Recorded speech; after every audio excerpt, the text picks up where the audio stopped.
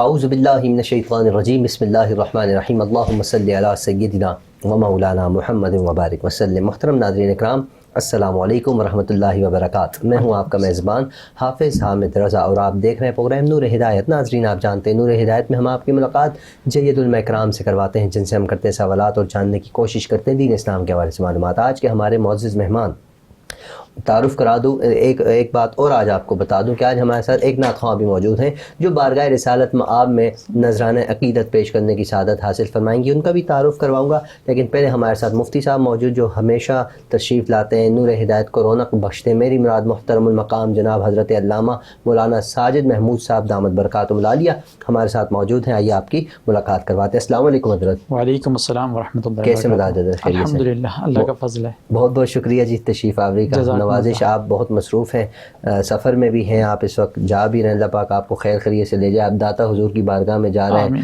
اور ہمارے لیے یقیناً وہ اللہ کے نیک ولی تھے، اللہ کے نیک بندے تھے، اللہ ان کے صدقے ہماری بھی مغفرت فرمائے۔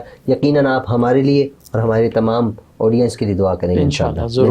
بہت بہت شکریہ۔ انشاءاللہ آپ سے گفتگو کا آغاز بھی کرتے ہیں۔ ناظرین، ہمارے ساتھ جو دوسرے مہمان ہیں بہت خوبصورت انداز میں حضور کی بارگاہ میں نذرانہ عقیدت پیش کرتی ہیں، مختلف ٹی وی چینلز پر آپ انہیں سنتے ہیں، دیکھتے ہیں، اور لوگ ان کی آواز کو پسند کرتے ہیں کیونکہ یہ دل سے حضور کی ثنا کرتے ہیں۔ اور ماشاءاللہ سے اس سال جو گزرا ہوا سال انہوں نے پاکستان ٹیلی ویژن پر نعتیہ مقابلہ ون بھی کیا، تو میری بھی خواہش تھی کہ یہ نور ہدایت میں تشریف لائیں، ہم ان سے سنیں، تو میں ان کا بھی شکریہ ادا کرتا ہوں۔ آئیے ان سے آپ کی ملاقات کروا دیں۔ میری مراد محترمہ کہکشاں سہیل صاحب، السلام علیکم۔ وعلیکم السلام۔ کیسی ہیں آپ؟ خیریت سے؟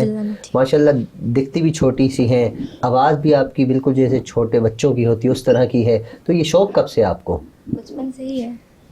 ابھی بھی بچپن ہی چل رہا ہے؟ بچپن سے ہی شوق چل رہا ہے، کیا بات ہے جی۔ اور یہ شوق کب تک اور کہاں تک لے کر جانے کا ارادہ ہے آپ کا؟ انشاءاللہ جب تک سانس ہے۔ جب تک سانس میں سانس ہے، واہ جی۔ اور انشاءاللہ قبر میں بھی سرکار کے گیت گاتے جائیں گے، تو میں چاہوں گا اس کو ہم کنٹینیو کرتے ہیں، سرکار کے گیت یہاں بھی گائیں، قبر میں بھی گائیں، اور انشاءاللہ حشر میں بھی گائیں، تو آپ کی آواز اور ہم بارگاہ رسالت میں نذرانہ عقیدت سننے کی سعادت حاصل فرما رہے ہیں جی۔ مجھ خطا کار سا انسان مدینے میں رہے،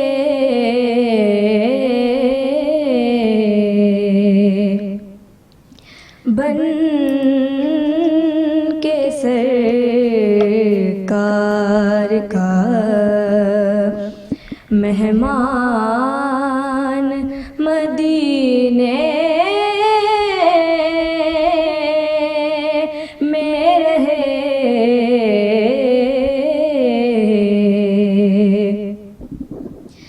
یاد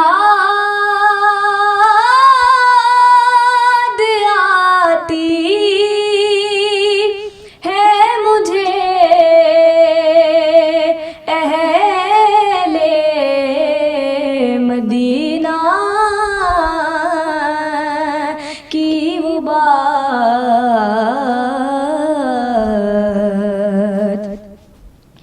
یاد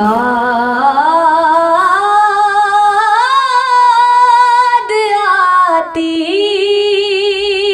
ہے مجھے اہل مدینہ کی وہ بات، زندہ رہنا ہو تو انسان مدینے میں رہے، مجھے خطا کار سا۔ اور ایک شعر ہے، حاجیوں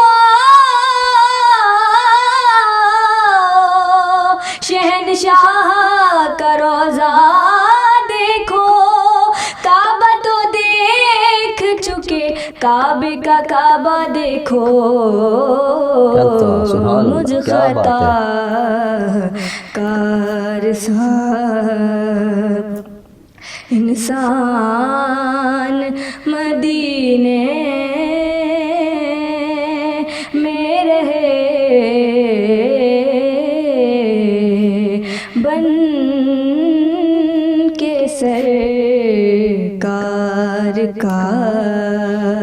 مہمان مدینے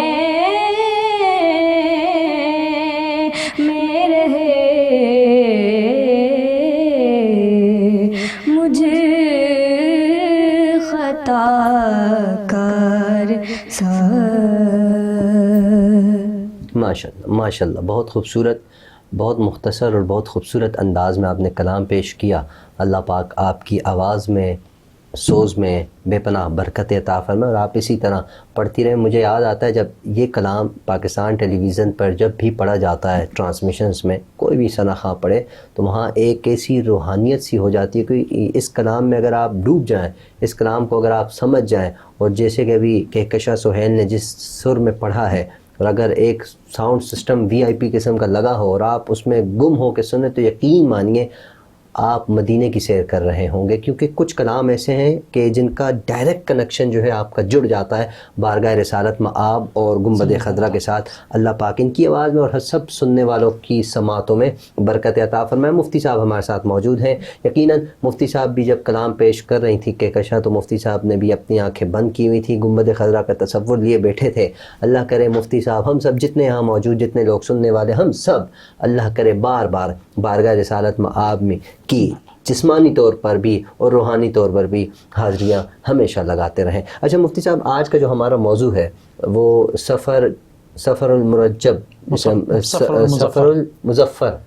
اچھا یہ نام ایسے تھوڑے مشکل بھی ہیں، میرے مطالعے کی کمی بھی ہے، اللہ کرے مطالعہ کرنے لگ جاؤں تو یہ نام بھی پکے ہو جائیں، ازبر ہو جائیں۔ سفر کے مہینے کے حوالے سے ہم نے سنا ہے، لوگوں کا گمان ہے، لوگ سوچتے ہیں کہ سفر کے مہینے میں کوئی بھی کام نہیں کرنا چاہیے، کسی بھی کام کا آغاز نہیں کرنا چاہیے، چاہے وہ بزنس ہو، چاہے وہ ایکسوائزڈ کچھ بھی ہو۔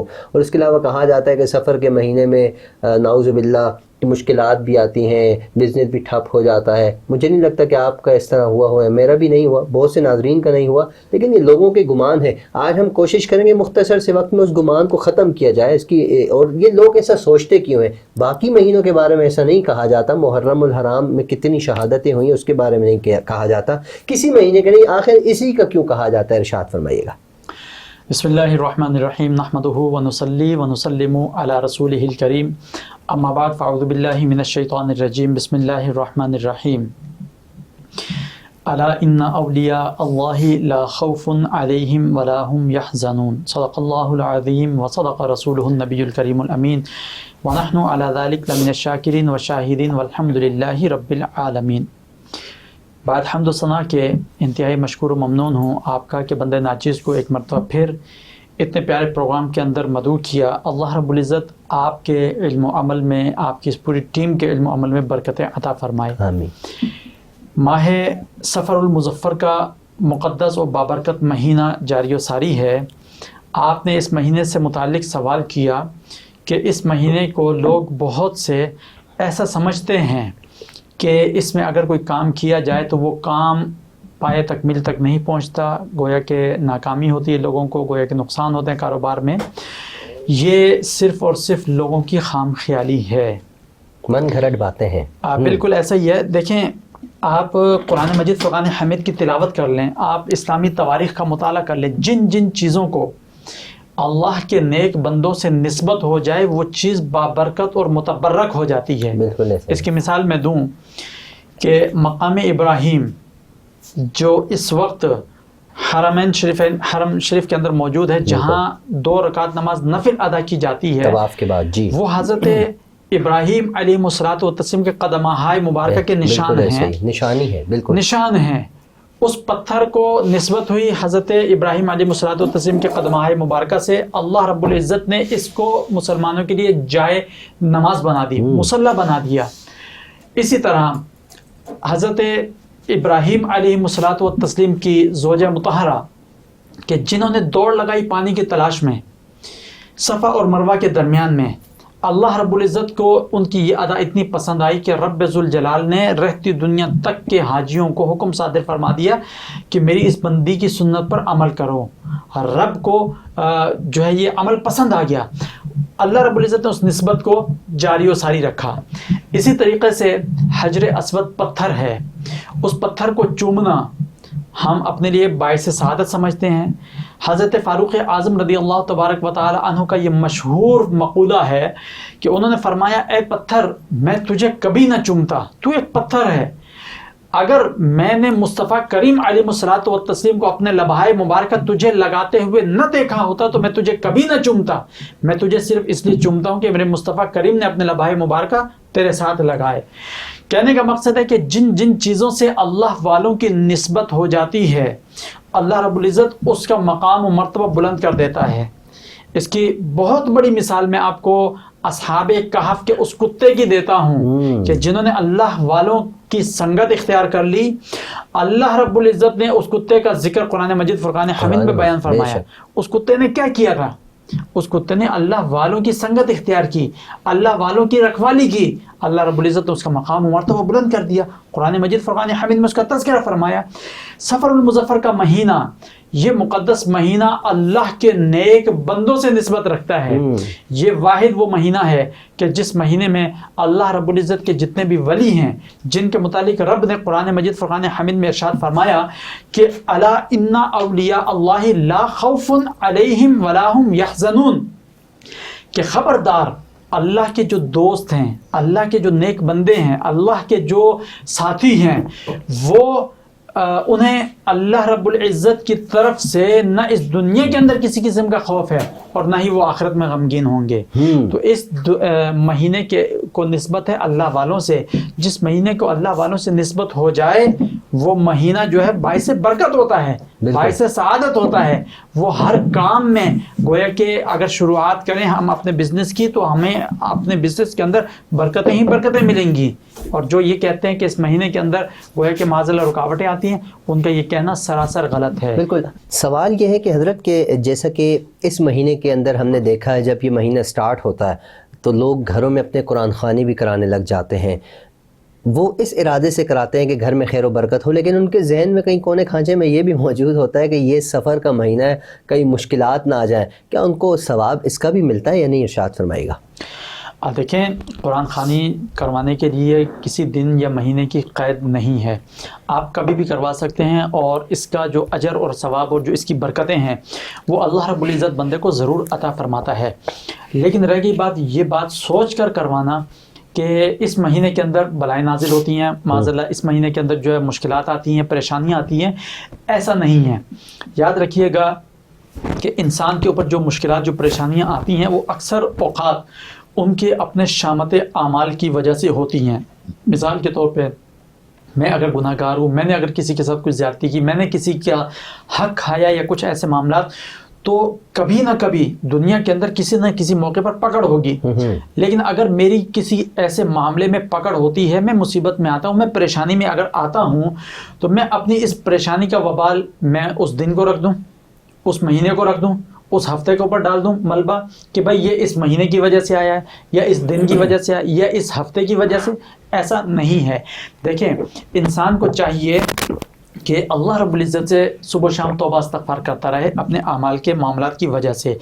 لیکن اگر اس کے باوجود اگر اس کے اوپر کوئی ایسی مشکل, کوئی ایسی آزمائش آ جائے, تو اس صورت میں اسے چاہیے کہ وہ اللہ رب العزت کے حضور سر بسجود ہو کر توبہ طائب ہو, اور جس کا حق اس نے مارا یا جس سے زیادتی یا دیگر معاملات ہوئے وہ فوری طور پہ ان کا ازالہ کرے. اللہ رب العزت اس کے سارے معاملات کو آسان فرما دے گا. لیکن اس چیز کو یہ سوچ کر کہ بھائی اس مہینے کی وجہ سے ہے, ایسا نہیں ہے.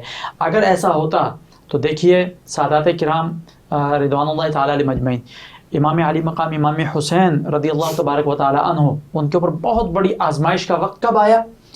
محرم الحرام کے مہینے میں. اور اس مہینے کی 10 تاریخ کو, اور 10 تاریخ ایک ایسی تاریخ ہے کہ جس کو اسلامی تاریخ کے اندر ایک بہت بڑا مقام و مرتبہ حاصل ہے کہ اسی 10 تاریخ کو قیامت کا دن قائم ہوگا. اسی 10 تاریخ کو اللہ رب العزت نے حضرت موسیٰ علیہ الصلوۃ والتسلیم کی قوم کو, بنی اسرائیل کو فرعون سے نجات عطا فرمائی. اسی 10 تاریخ کو اللہ رب العزت نے گویا کہ حضرت نوح علیہ الصلوۃ والتسلیم کی کشتی کو جودی پہاڑ پر ٹھہرایا. یہ سارے معاملات 10 تاریخ. لیکن اس 10 تاریخ کو ایک بہت بڑی آزمائش بھی آئی سادات کرام کے اوپر. امام علی مقام امام حسین رضی اللہ تبارک و تعالی عنہ نے بما 72 نفوس قدسیہ اپنا تن من دھن کرب و بلا کی سرزمین پر قربان کر دیا. بے شک ایسے اگر اس چیز کو مد نظر رکھتے ہوئے کوئی شخص یہ کہنے لگ جائے یا کچھ لوگ یہ کہنے لگ جائیں کہ بھئی محرم کا مہینہ آزمائشوں کا مہینہ ہے، محرم کی 10 تاریخ بڑی خطرناک ہے اور اس میں جو ہے ہمیں جو ہے وہ مصیبتیں اور بلائیں نازل ہوتی ہیں، یہ سراسر غلط ہے. دیکھیں آزمائش اللہ رب العزت کی طرف سے نازل ہوتی ہیں اور ان آزمائشوں کی وجہ سے اللہ رب العزت انسان کے مقام و مرتبے بلند فرماتا ہے. رب ذوالجلال قرآن مجید فرقان حمید میں ارشاد فرماتا ہے کہ وَلَنَبْلُوَنَّكُمْ بِشَيْءٍ مِّنَ الْخَوْفِ وَالْجُوعِ وَنَقْصٍ مِّنَ الْأَمْوَالِ وَالْأَنفُسِ وَالثَّمَرَاتِ، البتہ ضرور بالضرور ہم تمہیں آزمائیں گے. کن کو آزمائیں گے؟ مسلمانوں کو.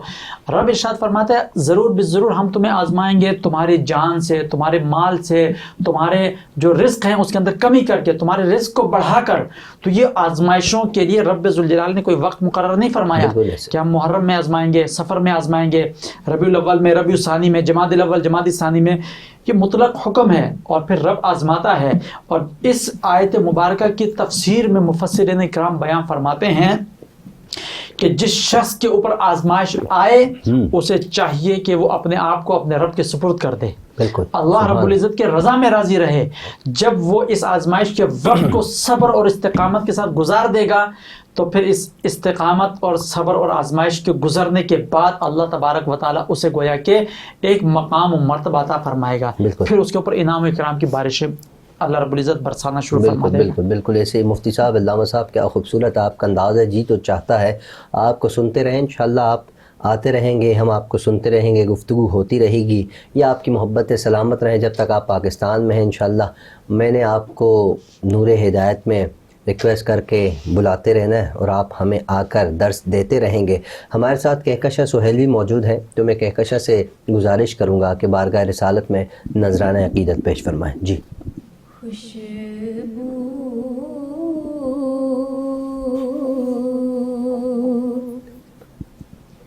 ہے دو عالم،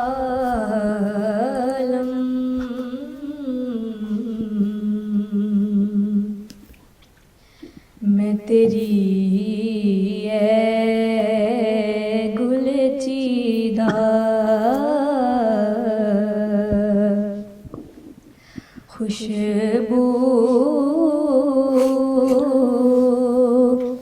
ہے دو عالم،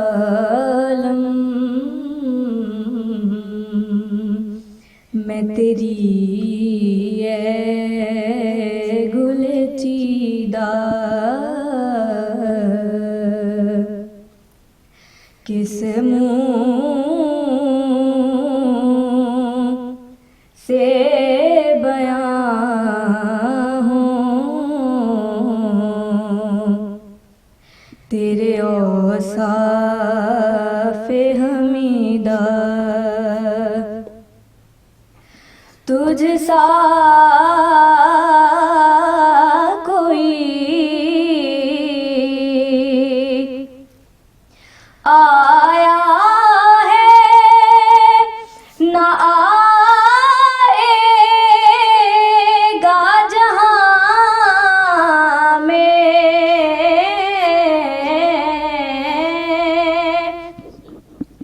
تجھ سا کوئی آیا ہے نہ آئے گا جہاں میں، دیتا ہے گواہی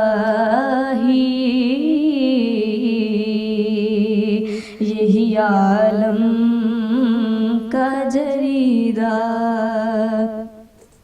خوشبو ہے دو عالم، میں تیری ہے گل چیدہ. خیرات مجھے اپنی محبت کی عطا کر، آیا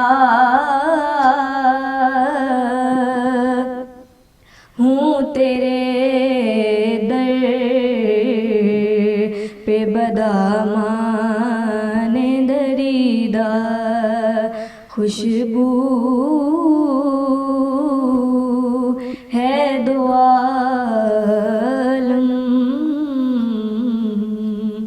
میں تیری ہے گل چیدہ. ماشاءاللہ، سبحان اللہ، بہت خوبصورت کلام، خوبصورت ادائیگی. اللہ پاک آواز میں، علم میں بے پناہ برکت عطا فرمائے.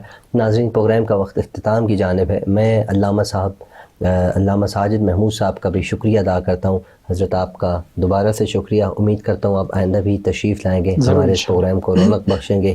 کہکشاں سہیل صاحبہ، آپ کا بھی شکریہ.